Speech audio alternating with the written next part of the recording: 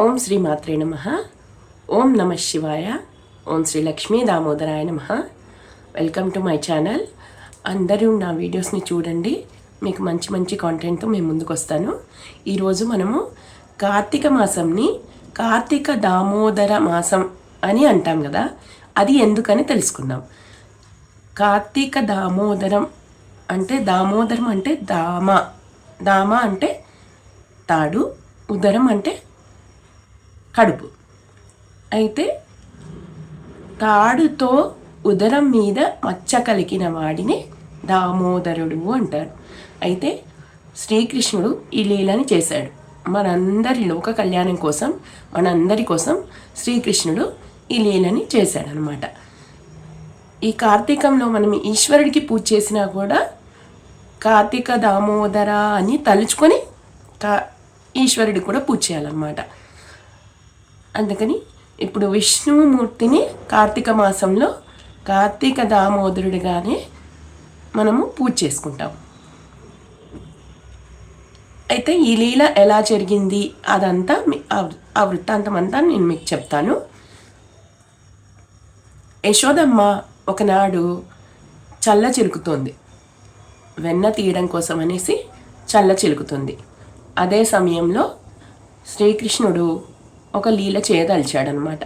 అప్పుడు యశోదమ్మ చల్ల చిలుకుతుంటే స్వామివారు ఈ లీల చేయాలని సంకల్పం చేసుకున్నాడు. అలా చేయదలుచుకున్న తర్వాత యశోదమ్మ చల్ల చిలుకుతుంది వెన్న తీయడం కోసం. గోపబాలికలకు గోపికలకు అందరికీ కూడా ఆ వెన్నలోనే ఐశ్వర్యం ఉంటుందన్నమాట. అందుకని అమ్మవారు యశోదమ్మవారు మంచి చీర కట్టుకొని, గాజులు వేసుకొని, నగలు వేసుకొని, జడకొప్పు నిండా పూలు పెట్టుకొని, గజ్జలు పెట్టుకొని, అన్నీ పెట్టుకొని మంచిగా చల్ల చిలకడం స్టార్ట్ చేసింది. అలా చిలుకుతున్న సమయంలో శ్రీకృష్ణుడు వచ్చి అమ్మ నేను ఆ పిల్లలందరూ వస్తున్నారు, నేను ఆడుకోవడానికి వెళ్ళాలి, నాకు తొందరగా పాలివ్వమ్మా అని అడుగుతాడు. అడిగినప్పుడు యశోదమ్మ ఏమంటుందంటే, ఇంత లేడు, ఇప్పుడే అంత తొందర పెడుతున్నాడు, నిన్నగాక మొన్న పుట్టాడు, అప్పుడే ఇంత తొందర పెడుతున్నాడు అని చెప్పేసి యశోదమ్మ చూసి చిరునవ్వి నవ్వి ఏమీ అనకుండా అలాగే చల్ల చిలుకుతూ ఉంటుందన్నమాట వెన తీయడం కోసం. అప్పుడు శ్రీకృష్ణుడు తన చిట్టి చేతులతో వచ్చి కవ్వాన్ని పట్టుకుంటాడు. అమ్మో, కొడుకు చేతికి కవ్వం ఎక్కడ చితుకుతుందో అని చెప్పేసి యశోదమ్మ ఆ కవ్వాన్ని చిలకడం ఆపేసిన తర్వాత శ్రీకృష్ణుడిని తన ఒళ్ళోకి మంచిగా ప్రేమగా తీసుకొని పాలు ఇవ్వడం మొదలుపెట్టింది.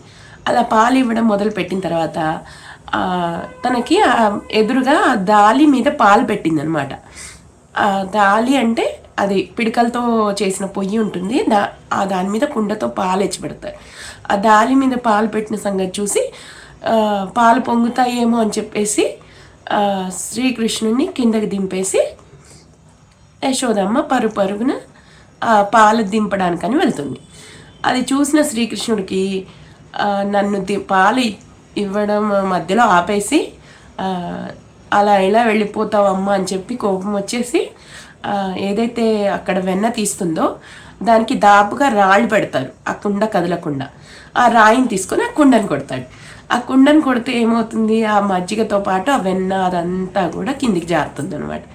ఆ కిందికి జారడం చూసి యశోదమ్మకి చాలా కోపం వచ్చి కృష్ణుడిని పట్టుకుందామని వస్తుందన్నమాట. అల్లరి పనులు చేస్తావా అని చెప్పేసి. అమ్మ ఎప్పుడైనా ప్రేమతోటే కోప్పడుతుంది. అలా అల్లరి పనులు చేస్తామని పట్టుకుందామని వస్తుంది. అయితే శ్రీకృష్ణుడు చిక్కడు దొరకడు. పోతన గారు చెప్తారు కదా, చిక్కడు దొరకడు పద్యం. అదంతా మీకు తర్వాత వీడియోలో చెప్తాను. ఆ పద్యాలన్నీ వ్యాస మహర్షి, మన పోతన గారు, అసలు వాళ్ళు చేసిన వర్ణన పద్యాలు అవన్నీ వింటుంటే మన జన్మ తరించిపోతుందండి. అలాంటి భగవద్ బంధువులందరికీ కూడా, అలాంటి భగవత్ స్వరూపులందరికీ కూడా శతకోటి నమస్కారాలండి. అయితే పట్టుకుందామని చూస్తుంది, కానీ శ్రీకృష్ణుడు అలా పారిపోతూ పారిపోతూ అమ్మ పట్టుకో పట్టుకో అన్నట్టుగా చిన్న నెమలి పింఛం పెట్టుకొని కాళ్ళకు గజ్జలు కట్టుకొని కాటిక పెట్టుకొని అందంగా పరిగెడుతూ ఉంటే అమ్మ ఆనందిస్తూ పరిగెడుతుంది.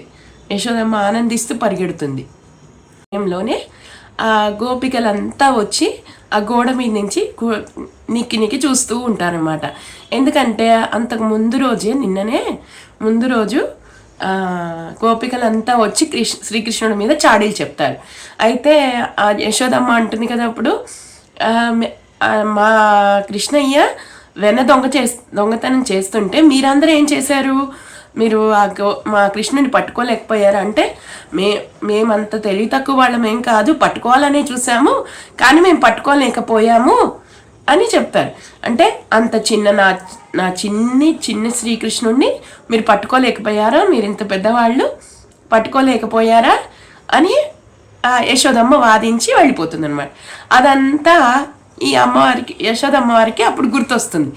అమ్మో వీళ్ళు పట్టుకోలేదని నిన్న నేను అడిగానే, ఇప్పుడు నేను పట్టుకోకపోతే ఎలా అని చెప్పేసి యశోదమ్మ గుర్తొచ్చి అప్పుడు ఏం చేస్తుందంటే చీరని ఇలా చుట్టేసి మన చెంగులో చెక్కేసి ఆ నగలన్నీ లోపలికి వేసేసుకొని జడ ముడి వేసేసుకొని గట్టిగా పరిగెత్తడం ప్రయత్నించింది అనమాట.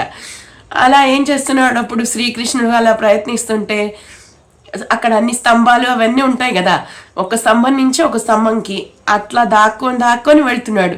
అలా చిన్నగా ఇట్లా తల వంచి ఆ కృష్ణ పింఛం పెట్టుకొని తల వంచి ఇలా చూస్తాడు. అమ్మ వచ్చిందా అని చూసి, ఎందుకంటే గజ్జల చప్పుడు ఉంటుంది కదా, ఆ చప్పుడు అంతా వినేస్తుంది అమ్మ పట్టేసుకుంటుందని చెప్పేసి వచ్చేసి పట్టేసుకుంటుందని చెప్పేసి ఒక స్తంభం నుంచి ఒక స్తంభం, చిన్నపిల్లలు ఆడతారు కదా ముద్దుగా, అట్లా ఒక స్తంభం నుంచి ఒక స్తంభం దగ్గరికి వెళ్ళిపోతూ ఉంటాడు.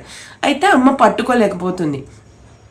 పట్టుకోలేకపోతుంటే శ్రీకృష్ణుడు ఒక పక్క ఆనందిస్తున్నాడు, ఒక పక్క అమ్మని అమ్మ అంటే ఈ శ్రీకృష్ణుడు లీల అని చెప్పేసి నేను శ్రీకృష్ణుడు అని చెప్పడు అమ్మకి, ఎందుకంటే కృష్ణుడు అమ్మ తత్వాన్ని అమ్మ ప్రేమని పొందాలనుకున్నాడు కాబట్టి యశోదమ్మకి తెలియనీయడు అనమాట.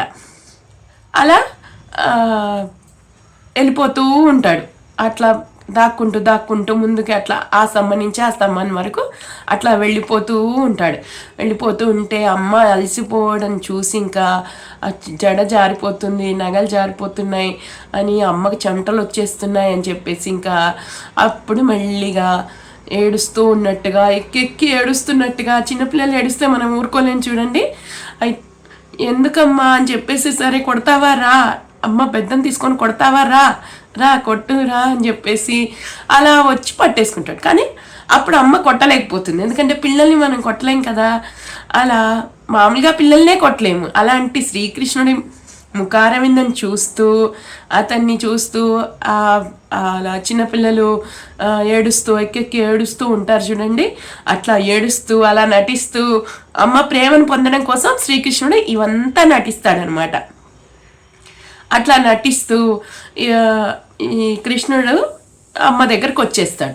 వస్తే ఏం చేస్తుంది అమ్మ, ఒక చేత్తో అది ఇంకా ఇట్లా అయితే వినడని చెప్పేసి నేను కొట్టలేను ఎలాగో అని చెప్పేసి యశోదమ్మవారు రోటికి కడదామని చెప్పేసి అక్కడ ఉన్న రోటిని తీసుకొని అవి తాడుతో కడదామని చూస్తుంది.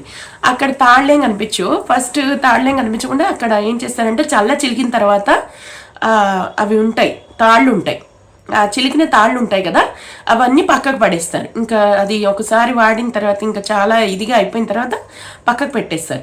ఆ తాళ్ళన్నీ తీసుకొని కడదామని చెప్పేసి యశోదమ్మవారు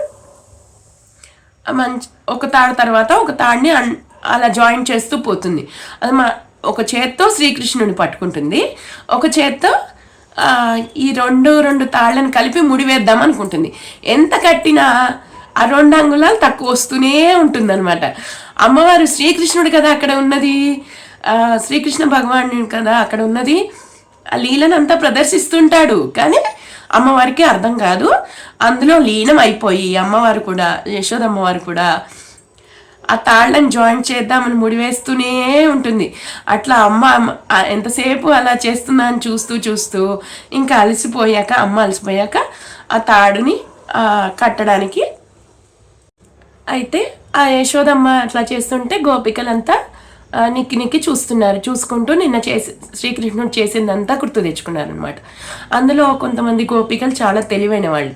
అయితే ఒక గోపిక ఏం చేసింది, శ్రీకృష్ణుడిని స్వయంగా పట్టుకుందామని చెప్పేసి వెన్న ఎదురుగా పెట్టేసి డోర్ వెనకాల దాక్కుంటుంది. శ్రీకృష్ణుడు అందరికి పెట్టే వరకు ఆగుతుంది. ఎప్పుడైతే శ్రీకృష్ణుడు ఇలా తీసుకొని ఆయన నోట్లో పెట్టుకోబోతుంటే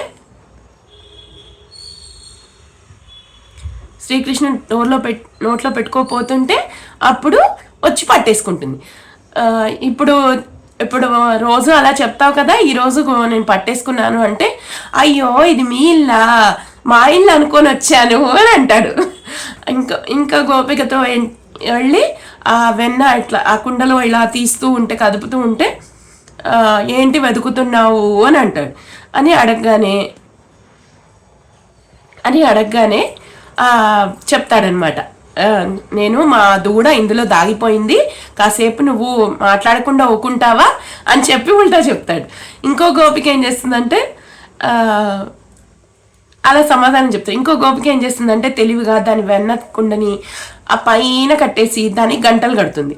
గంటలు కడితే శ్రీకృష్ణుడు పరమాత్మ కదా, ఆయన ఎవరికి చెప్పినా ఆయన చెప్పింది వింటారు కాబట్టి శ్రీకృష్ణుడు ఏమని చెప్తాడంటే, ఆ గంటలారా మీరు నేను వెన్న తీసేంత వరకు మోగొద్దు అంటే సరే అని అవి కూడా మోగవు అనమాట. అయితే అందరికీ ఇచ్చే వరకు మోగవు. ఎప్పుడైతే శ్రీకృష్ణుడు తీసి ఇలా నోట్లో పెట్టుకోపోతాడో అప్పుడు గనగనగన అని మోగుతాయి.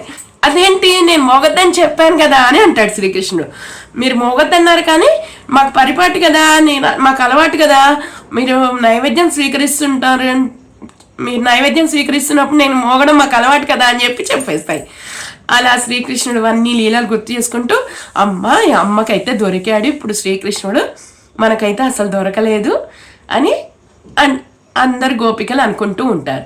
అట్లా గోపికలు అనుకుంటూ ఉంటే యశోదమ్మ అంత విసిగిపోయి ఉంది అని చెప్పేసి ఇంకా అమ్మకి ఇంకా సతాయించడం ఇష్టం లేక శ్రీకృష్ణుడు ఏం చేస్తారంటే ఆ తాళ్ళని ఇప్పుడు బంధించడానికి కోసం ఇంకా ఇస్తాడు, సరిపోయేటట్టుగా చేస్తాడు.